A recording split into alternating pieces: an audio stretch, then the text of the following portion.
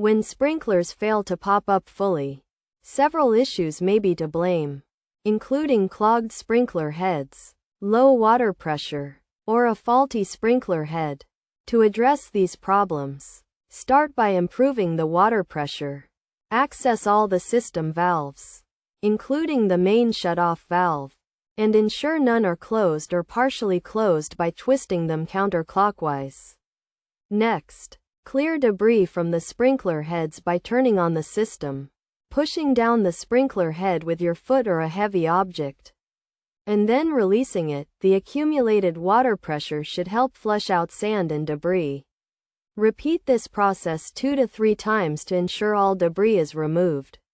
If the issue persists, try replacing the sprinkler head. Turn on the system, inspect the head to see if the riser is fully extended, and check for any leaks between the riser and the cap.